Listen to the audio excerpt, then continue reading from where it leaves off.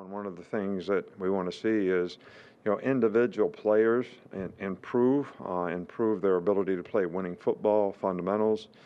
But I also think we're trying to develop some team dynamics, some team chemistry, looking for people who put team first, guys that understand that, what you did last year really is not going to create any value for what you do this year or help you play better this year, but it's going to be based on what you do to create positive outcome for yourself this year by paying attention to detail, doing little things right, playing with discipline, holding each other accountable to the standard that they all know that we expect from them day in and day out, being positive, not being negative, set a good example for each other. And, they have great examples on this team of, some of the things that we had on last year's team, which was all about intangibles. It was all about leadership. It was all about holding people accountable. So I think that's part of the development that, we want to have, in spring practice as a team, as well as just running plays, improving, learning assignments, learning what to do, how to do it, why it's important to do it that way. And I do see improvement. The last two practices, I think you see a lot of young guys who were very apprehensive, unsure, uncertain about what they were supposed to do, so they didn't play fast in the last scrimmage. I see those guys starting to get a little more confidence, and I think they learned a lot from the first time in the stadium, first time in the scrimmage, first time, being in a live situation in college football for a lot of them. So you look for great improvement from the first scrimmage to the second scrimmage, and certainly that's going to be our goal for this one. One of the things that does cause a little bit of confusion this time in the spring is, it's almost like, we have double install. We're still putting some things in. The offensive putting more and more things in. We have to play against more and more things, both sides of the ball. But at the same time, we spend time working on opponents and things that we don't see, from our offense. So we're putting a plan in for that too. So it can be a little bit of a burden for especially some of the younger players. It's a lot for them to absorb, each and every practice. But at least we're getting exposure to it. So when we have to play against it next year, it's not going to be all new for them. So, we're looking forward to a much better scrimmage. We'll have kind of a Friday's practice will be, sort of polish, not put a lot of stuff in, try to get guys to understand what we're going to do so they can go out there and play fast and we can play with some and make some improvement as a team. Questions? All right, we'll get started with Michael Casagrande. Michael, go ahead. Jalen Moody, I know he was a late addition to that signing class. What do you remember about him and the recruitment process, and what stood out about him when you were pursuing him? Well, Jalen Moody was a guy that we had on the radar screen that initially we didn't recruit, we liked, and we had a need at linebacker, and we really liked some of the things that he did, and we actually took him late, and he has been a very positive guy on our team. He's been a core player on special teams. He's got a great attitude. He plays with a lot of energy. Now he has an opportunity to start, and he's certainly taken advantage of that. So, we're happy that he's here, and he's doing a really good job for us. We'll go to Cecil.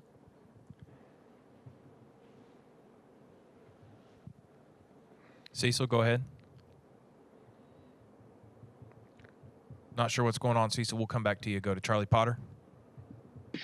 Hey, Coach. You guys added Coach Saban earlier this week. Just is he able to go through spring? Is he doing things with you guys? And just what do you think overall of the addition to him and your staff?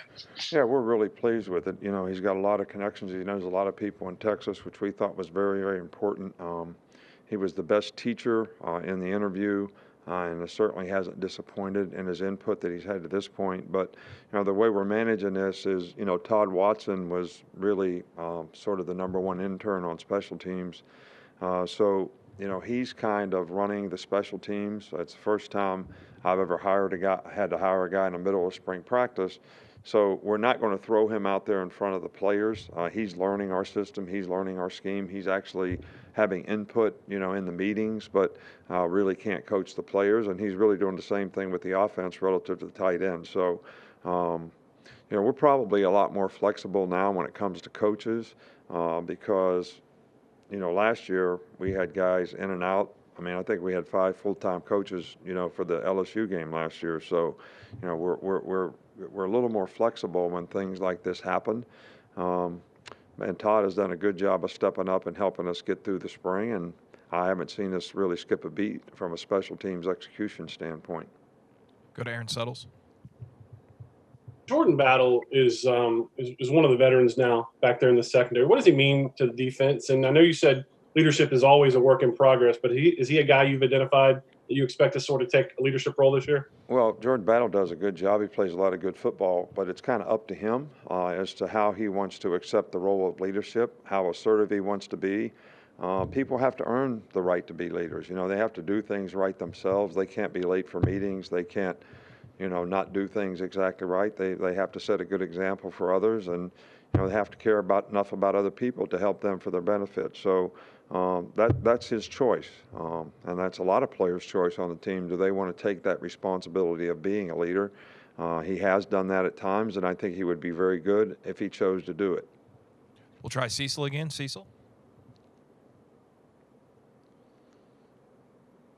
Need to unmute Cecil. Got to have a question from Cecil now. I know. What's up? Okay, we're going to try Tony Tsoukalas.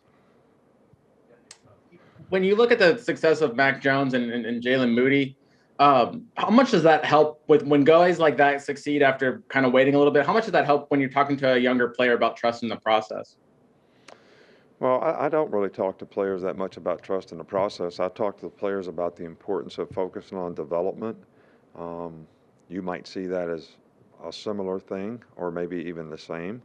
But I think everybody needs to have the ability to self-assess, to figure out, okay, here's where I'm at. That's the only way you can improve, if you can self-assess. And then you kind of help, the coaches help you define what you need to do to actually improve so that you can become a better player. We want everybody to play early. That's our goal. We played a lot of freshmen here. We've had a lot of freshmen start for us and play very well. But at the same time, we have a responsibility and obligation not to put a guy out there when he's not ready to go play with confidence, be confident in what he's doing so he can go play fast and create value for himself. So we want players to focus on development, not outcomes. Outcomes can be distractions. So we want them to focus on what they need to do to get the outcome. And their ability to self-assess, helps their learning curve, I think. We will go to Mike Rodak next. What have Xavier Williams and Javon Baker been able to carry over from their playing time last season and really apply it to the opportunity they have this year? Well, I've seen improvement in both guys. Javon Baker plays with a lot of toughness. He's a very physical guy. I think he has a much better grasp of the offense this year, so his mental errors are way down. His production is up, which I think is a good thing. And Ziggy is kind of a jack of all trades. He can play about all the positions, and he's pretty good doing them all. He's got some ability to return punts, so he's made really nice progress. He has experience. He knows what to do. I think he can always go in the game and, help us whenever he's called on. Okay, we got 2 more. We'll go Glenn Gilbo, and then we'll finish up with Cecil. Sorry, Glenn. Try again. I hit mute. I apologize. Go ahead, Glenn. Just unmute one more time, Glenn. Thank you. Hey, Coach, can you hear me? Hey, Glenn, how are you? Okay, good. How are you doing? Hey, I'm doing something on a feature on John Mitchell with the Steelers. Y'all coached together with Cleveland in the early 90s. What do you remember? You were DC at that time. What do you remember about John, Coach D-line? Right. John's a great coach. First of all, he's a great person. He's a good guy. He got along with everybody on the staff.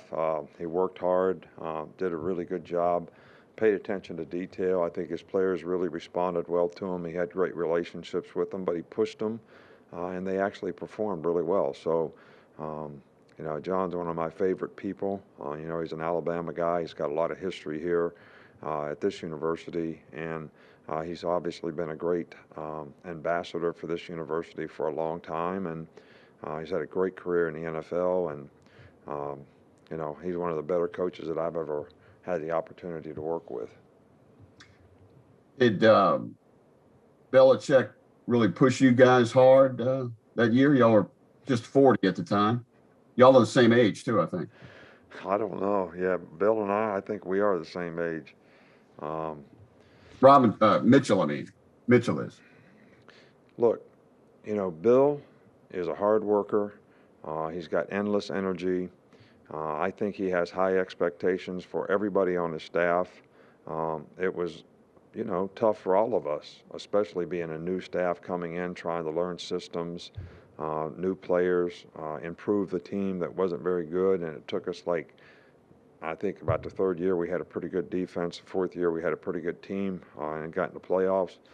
So, everybody really worked hard, to do that. But I would say that if anybody on that staff that you ever talked to would say that it was well worth it in terms of all that we learned and helped us have more success in the future. I know I can speak, to that because I probably learned as much from him. I've had some great mentors. He was one of them. And I learned a lot about organization, defining roles for everybody in the organization, what the expectations were. And I think that, a lot of what we do here, comes from, some of that approach. And it seemed difficult at the time, but all the most difficult jobs I've had have been the most beneficial. And I think John Mitchell would tell you the same thing. He probably became a better coach because we all got coached by Bill, and he made us all better. Okay, we're going to try Cecil one last time before we go. Cecil, go ahead. Okay, I'm not sure. I think Cecil got a new phone, Coach, so we'll have to get him next time. Coach, thanks for your time. All right, well, there's one other thing that I'd like to mention. I know, Luke Ratliff was a, great fan here. I love the University of Alabama, and I just want his family to know that our thoughts and prayers are, with you all, and certainly a difficult circumstance for all of us, and he's certainly going to be missed. So God bless you all. Thanks. Thanks, Coach.